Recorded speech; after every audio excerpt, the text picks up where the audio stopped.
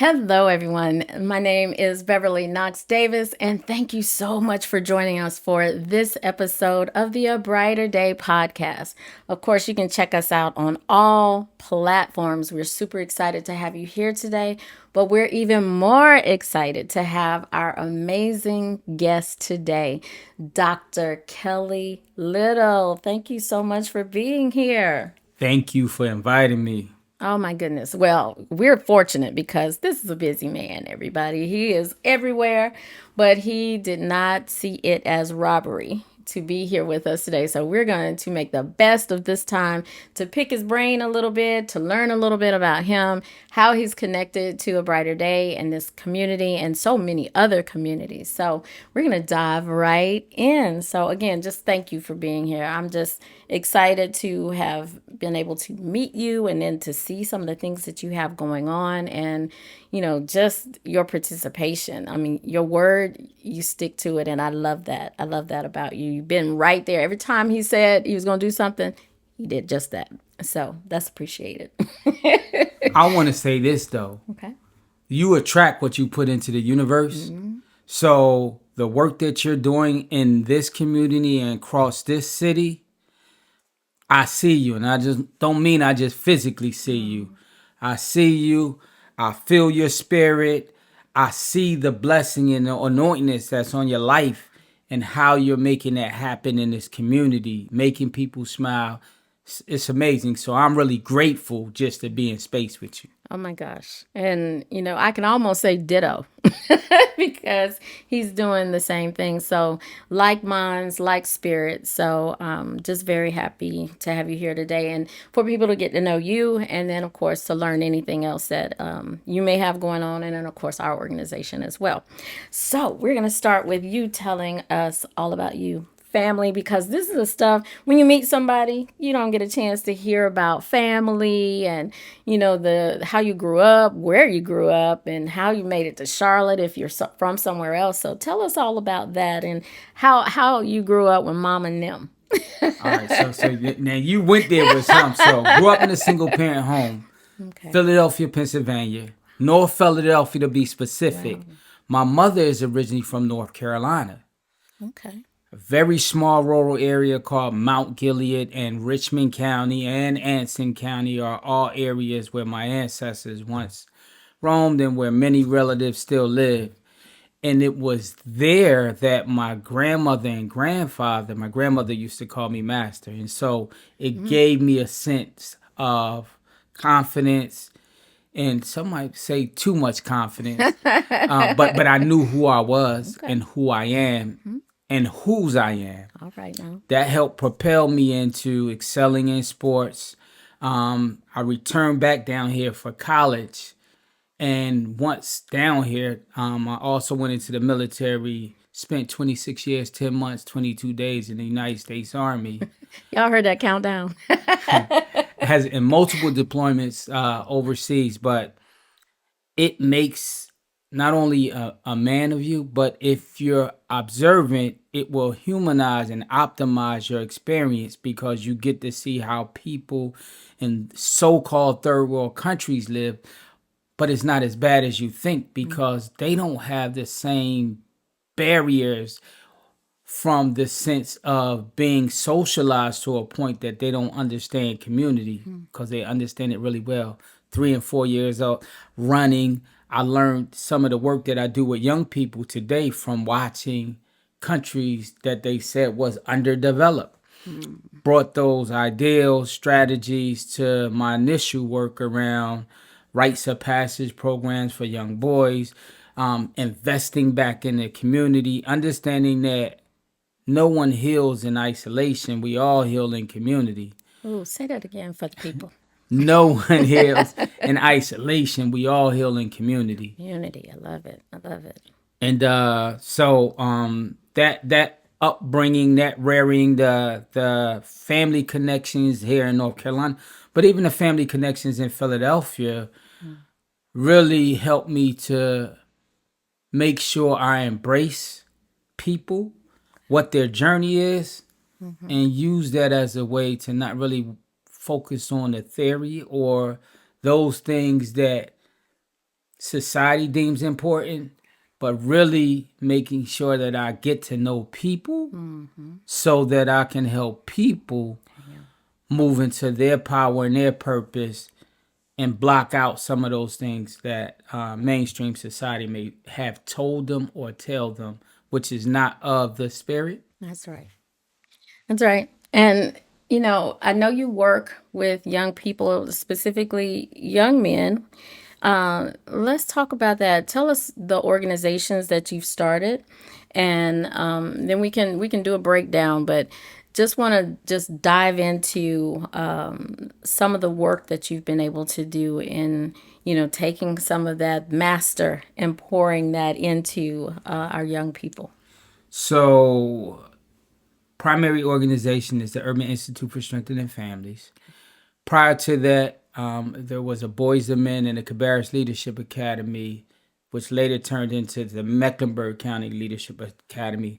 And now, over the last 10 years, what has been the Urban Institute for Strengthening Families, where we have the Global Fatherhood Leadership Institute, we have the King's Roundtable, we have the Executive King's Roundtable, and then we have some spaces that's tied to more of a workshop than a service, but teaching men in the Father's Haven paternal dynamic dads workshop, where we address maternal health equity and we advocate on behalf of all women, but with a specific intention on Black and brown women because of the atrocities that's happening with deaths Yes. with them and our babies, and making sure that we educate and arm men how to hold space and support them through trimester 1, 2, 3, and 4.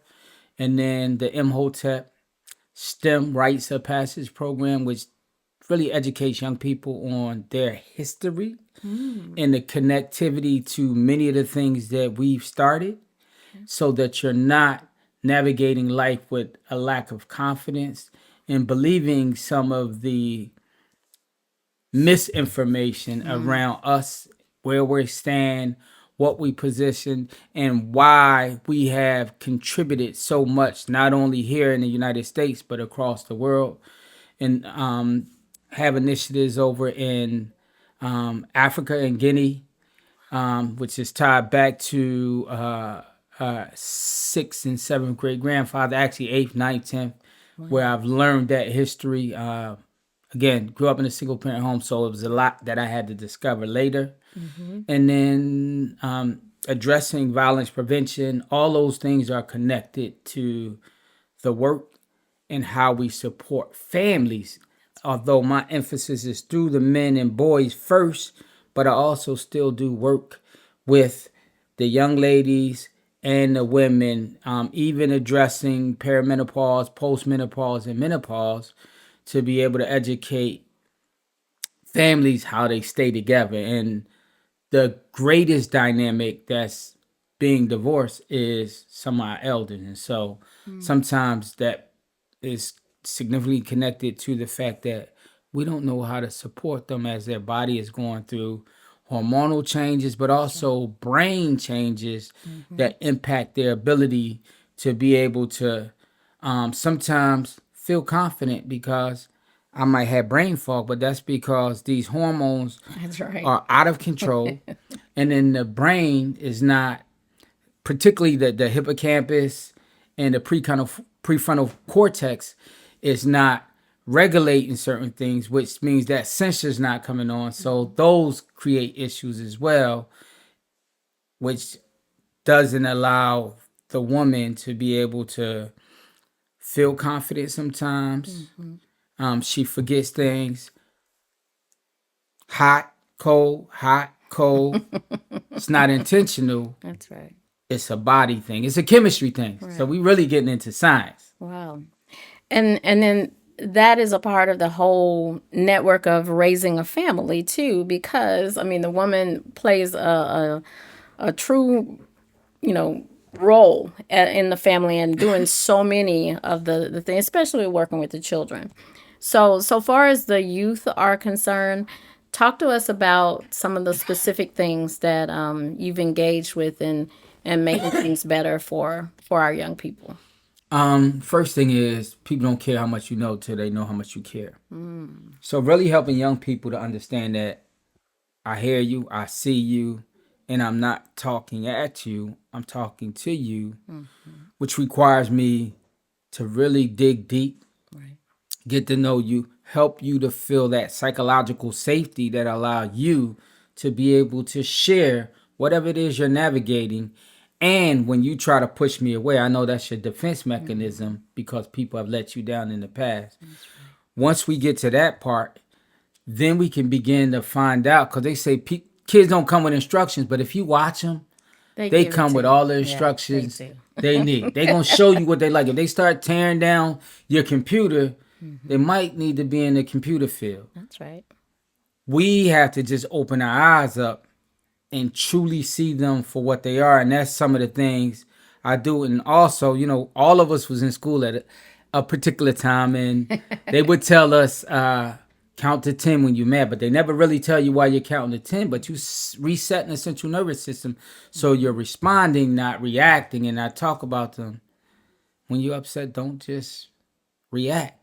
Just take a second, breathe deeply, Yep. talk about the sympathetic nervous system, the parasympathetic nervous system. That sympathetic nervous system is fight, flight, freeze, fawn. And so I'm fighting because I don't trust you and I feel unsafe. I'm freezing because I'm scared, Right. but I don't want to say I'm scared in front of the guys. Yep. And then I take flight sometimes because I'm that scared. Fawn, I don't have any confidence, so I'm just going to acquiesce to whatever you're saying. But when you really sit down and help them identify what their gifts, their talents, and their treasures are, you watch them thrive, Yes. and they're committed because it's something they're interested in, right? And if you can allow yourself to be aware enough to make an analogy to something that they care about, Yes. sometimes we sit up here with these 10-dollar words that they don't understand. And if it's not plain and simple, or if you can't make it plain and simple, then you really don't understand what you're talking about. That's right. And so that's a reflection of you, or you're trying to show that you're this person who's, excuse me, just this intellectual instead of really figuring out what it is that person or people need. That's And that's how I try to show up for young people. Like, I'm here to serve you. right. Right. And it's not me giving you information, it's us exchanging information because if we just pass the baton, we miss the information that they get to give us. Right. And they good on this technology thing too. Oh my goodness, yes. I can recall a few years ago we decided because for me, I could clearly see parents, adults weren't listening. I watched the news and would see all of these terrible things about young people, and it just seemed like they were acting out to me. And so I said, I got to do something. What should that thing be? And I said, we'll start with what I call a youth explosion. And everybody's like, explosion? I was like, no, listen, it's going to be like their emotions and everything that's been bottled up, it's just all going to come out. So I'm going to call this a youth explosion. And we just allowed them to come in and speak their truth in a safe space. So I was like, parents, y'all just gonna shut up and listen. And I mean just that. You will allow your baby to get up on the stage or stand wherever they are in the building and just speak. And when I tell you we needed more boxes of tissue than anything else, parents just didn't know, completely clueless about what was going on with their young person. And to see some of them for the first time ever to be able to express how they really felt and things that were going on that, nobody had a clue about. One story that really touched me, a young lady, very bright, excellent in school, but her mom worked in community. And the reason it hit home, because I do the same thing and I had my two, but she's like, I have to share my mom. And she burst into tears. She's like, some days I don't want to share my mom. But I know what she's doing is very important. And then the mom burst into tears because she had no clue. And then I instantly look across the room to my two, and they're looking at me like, mm. So we have to give them those outlets to where they feel safe in expressing, and also to identify, just like you were saying, if you're all of these different emotions, parents need to be educated on meeting your child right where they are and being able to provide them with whatever it is. It might be a hug in that moment. It might be just to sit there and shut up and listen. Or it could just be, they're looking for some level of discipline and direction. So a lot came out of that day. I just need a venue to continue to keep it going. But we've also done a summer camp, which we've been able to tap into just some true scholars in this area. Just because it may be low income or because, resources aren't here, there's no grocery stores, no libraries, no parks. It doesn't mean that our babies aren't smart.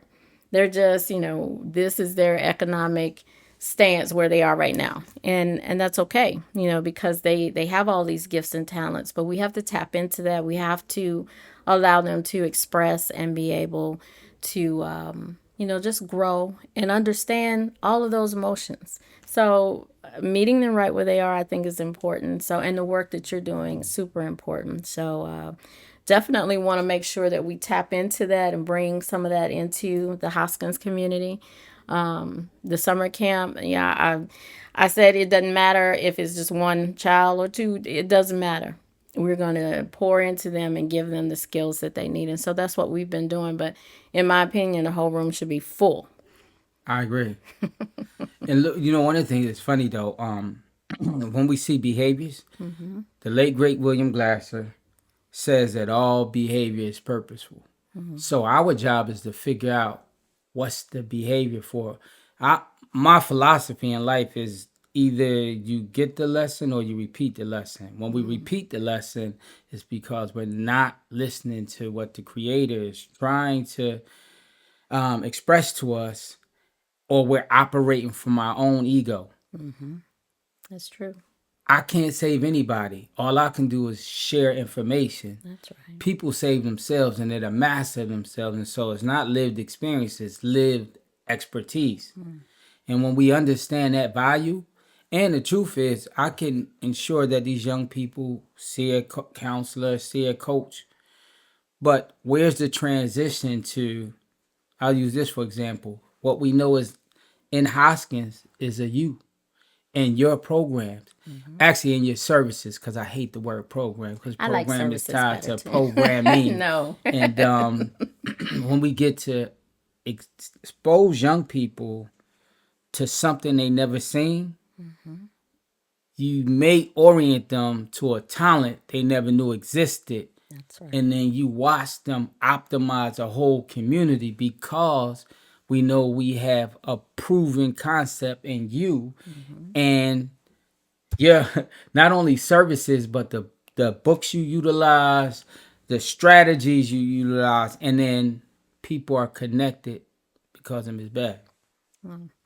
And this is the truth. I say I'm a vessel, and then I tap into others that, have that thing just coming together. I am but one. And so it just takes having that level of discernment to figure out who needs to be a part of that journey and bringing all of the necessary resources. I don't know everything, but I know somebody who might know something. And there are so many ways for us all to come together and make things great. We have the Break Every Chain. We call it a program. But it's just blossomed into this amazing thing. We got the summer camp going, and it has been phenomenal. But that's because we decided to partner with Joshua Education Services, and that's been phenomenal. Oh my goodness! So Mondays and Wednesdays from 1 until 4 at Hoskins Avenue Baptist Church. You need to have your child there. We have 4 more sessions. We'll end on August 5th. But there's just been some amazing things happening right there with just a handful of, I think we've had max 10 youth, but just, wow, ages 9 to 15.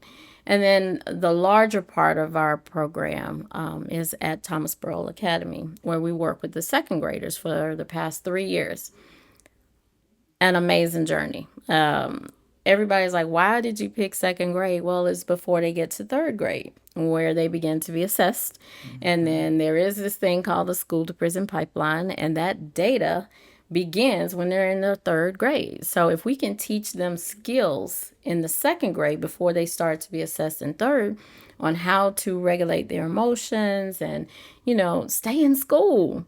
You have to get your education, but if you're acted up, what's the first thing they're going to do? Send you home. And you're not learning at home, which means what? When it's EOG time or any other assessment, you're going to fail. So I was like, we're setting up our children because we're not giving them the tools to be able to manage all of those emotions. And then guess what? They grow up. They become teenagers that were never taught. Why? Because mom and dad were never taught. Grandmama and them. Nobody. So they don't have any good examples. So how do they navigate that with all of the hormones and different things that start to happen to them?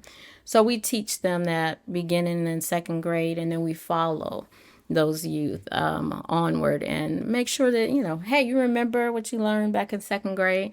So now we have 3 years to work with. And so I'm excited about the program. The numbers have improved drastically at Thomasboro, where, not no second graders are being sent home. We might have one or two that might need some corrective measures put in place, but to get right back on track. And Principal Parkins has been amazing to allow us to come in and do this, and loves the program. I have some great leaders, but that goes back to, again, I'm just a vessel. And I've allowed, there to be others that have great talents working with you. So would love to talk to you more about the Break Every Chain program and how we can have you come and speak. Because it's always good to see men. That's not something that our young people see a lot, which is sad to me, especially men of color. Mm-hmm. And so to see you there and loving on them and sharing that, it'll stick with them forever. There are certain points in time that I can recall as a child when someone came and visited my school or whatever program and just fed into us. And I still remember. And I took it with me through my whole journey of life. So thank you for all that you do and working with our young people. So I'm going to wrap it up right there. And can I share one thing about go right ahead. And I only say that because when you mentioned Principal Parkins, him and I have a relationship prior to him even coming to Thomasboro. Okay. So if you can remember or picture the garden beds, it's 5, 10. I think I put like 5 to 10 out. No, it's more than 5. It's about 10 out there. Oh, so you were look yeah. At that. So got to shout out Reggie Singleton from the Mel's Place. Amazing. Yes. Then I also constantly restock dirt to come out there for, and Mecklenburg County, and restock dirt out there and brought plants out there for Principal Parkins. I was at that school from the time he came, except for just last year. I had some things I was taking care of medically, so I wasn't there. I'll be back this year. Oh, so both in that capacity, working with the older males, but then also coming down, I have initiatives and focuses around reading to young people, particularly from males. And to your point, or just coming in on a day when testing is happening, making sure the men are out there to encourage, to high five, and let young people see men supporting them in that space. And to your point, Principal Parkins, Miss Millhouse, the staff is just amazing out there. Extended family. And so, I have a great intentionality and focus for them, them and Coolwood. Okay. Well, see, we already got there's another thing we're connected on. See, hey, this likeness, I'm telling y'all, this is powerful right here. So stay tuned to see what else we come up with that is just going to be dynamic. I have no doubt. So thank you for being with us today. It's been my pleasure. Amazing. So, again, just look out for all of the things that Dr. Little has going on, as well as myself and A Brighter Day and our entire team, because I believe in empowering others. And so, you may not see my face all the time with, even Break Every Chain at the school. We have great leaders, and they do the week to week, and they're putting all of the lessons together. But just know we're here at the community hub and able to do all of these amazing things here. This book right here is something that we did at Thomasboro, and it's called Breaking Every Chain Anthology. This is volume 1. We plan to do volume 2 till we figure out something else to do. But we just allowed all of the 3rd through 5th graders to do the illustrations and to write in this book. If you turn it over, you see all of their photos here. And I thought that was very, very, very important, because we had authors coming into the school and they would get so excited when the author turned the book over and they saw their face. So I was like, that is a great idea. So this is happening at Thomasboro Academy, and you can purchase this book on Amazon. So we want to continue to support our young people, and all proceeds go towards making things greater for this group of scholars. So again, we're doing great things through this program, and then so many services right here at the A Brighter Day Community Hub and Food Pantry at 510 Sinclair Street here in Charlotte, North Carolina. Thank you. And please check us out on all social media platforms. We're doing great things. We need volunteers, so please come out and support us. All right. Thank you again. And we look forward to seeing you on the next podcast for A Brighter Day.